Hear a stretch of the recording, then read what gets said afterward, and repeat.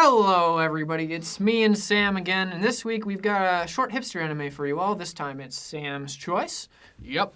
So, a lot of you like anime, but I think the world of anime movies is greatly underappreciated nowadays. In America, especially. Oh, especially. Even in Japan, it's still like the movie industry in Japan for anime movies, or just movies in general, is not nearly as strong as serialized I mean, think about it. What anime movies can you name? You can probably name the Geekwave movies, obviously. Yeah. You can probably name like a couple Ghost in the Shell movies, maybe the Sword Art Online movie, whatever movie that was for your favorite the one about series. That giant raccoon thing that would kill kids. Yeah. My Neighbor Todoroki-kun or something? I don't know.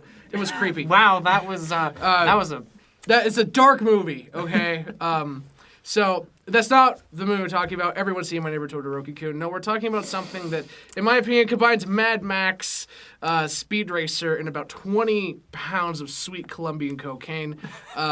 And that is Redline from 2009. This is a relatively unknown anime movie, not because it's bad or because it's unpopular, but because just most anime movies are generally unknown and don't hit the mainstream. Another part of it is it spent 7 years in development. Hell, it did. So it was announced in 2002, and then everyone forgot about it because everybody thought it was canceled, and then it showed up 7 years later. In 2009, and then it took another 2 years until 2011 to get or was it 2010? It 11. was 11 to get a English port. And, you know, it's good. It's amazing, actually. Just for the visual styles alone and the sound design. The style is reminiscent a little bit of Gurren Lagann. Style, just the way the characters... The design of the characters. Move. Yeah, the design... The way they move. The design is very Gurren Lagann, but the light and the shading, I would actually, allocate more to something like... it's just the exaggerated shadows and the extreme colors. It's just it's very unique. It has a lot of stretch frames. It does. It's very unique. It's an anime that will definitely take you for a ride, pun intended. And enough beating around the metaphorical bush. I'll just describe what it actually is because we haven't actually said anything. More or less, Redline is the story of a down-and-out speed racer in a futuristic society in which death races are probably one of the main industries. So, more or less, it's like Mad Max or Death Race. But it's future anime, and it's over the top, and it's crazy, and it's in outer space. It's literally like Gurren Lagann, Speed Racer, and Mad Max all combined together with pod racing from Phantom Menace. For some basically, think about it as Speed Racer with the super fast cars and the tracks and all the close-ins on people's faces as they're driving around the course. But and even Lagann Initial style. D to an extent, and then combine it with Phantom Menace, where literally everybody's getting blown up by secret illegal weapons built into the cars. And that's Redline, a massive futuristic race where everybody has weapons in their cars and uses them to blow up all the other cars, and you're watching it from the perspective of the drivers. Yep. And it's just a really interesting, I think it's like 2.5 hours. It's not super long. Well, that is long for an anime movie. But it's really good. It has a really good rock soundtrack. If any of you guys have seen any clips of it, it is popular among anime reviewers because the clips are so action-packed. Giga did some. There's a lot of AMVs of it. There's a lot of AMVs of it, but the action is massively over the top. It is absolutely insane, and the animation is absolutely stunningly well done. It's one of the most beautiful anime movies I've just ever seen, and if this was being developed into a serialized anime, I would be the first one to say this is going to be one of the best animated explosions you have ever seen. Okay, so yeah, it's like if Michael Bay could combine like all of his cumulative explosive... It's anime Michael Bay. It really is. With an actual plot that doesn't suck.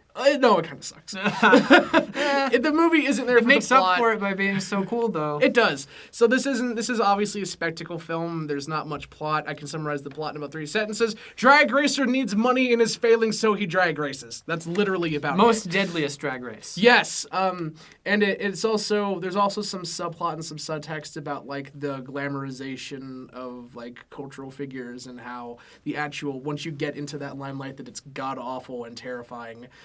Because there's like this whole sequence when he was a kid and him like being enthralled by this drag racer with the ladies and the money and the cocaine, and then when he like gets into that lifestyle, it fucking sucks.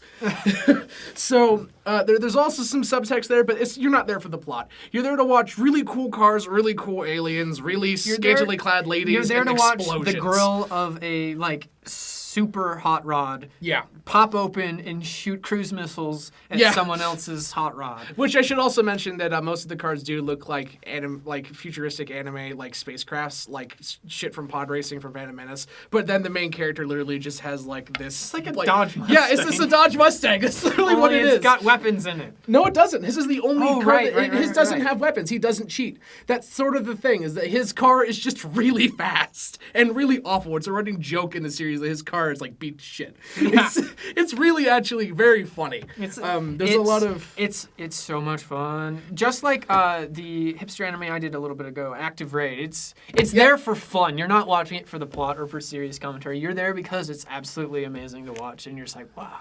Yep, it's one of those movies that, like, I feel there's no loss between the dub and the sub because the context of what they're saying doesn't really matter a whole lot. It's very, like, just generic in what they're trying to portray. But again, it's just gorgeous. And I know we're ranting on and on and on about the looks of this, but seriously, stop and look it up. We're not overhyping it. It's absolutely great. And it's also one of those few movies that you should, if you're going to buy it or going to rip it or going to watch it, however you're going to watch it, because we know you're going to find ways. Let's just be real about it.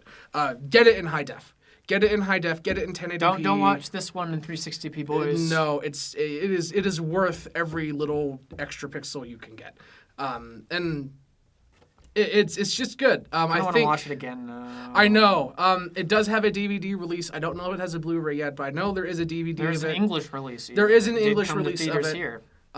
It's not on like Hulu or Crunchyroll or anything like that. I haven't found it, at least. They may have added it since I've checked, but I don't think it is. Your best bet is probably either to find it and buy it or to obtain it online. And I would actually recommend buying it. It's one of those movies that, like, if you have friends over and you want to watch something crazy and nerdy, it's a good go-to. Absolutely. It has a lot of fit.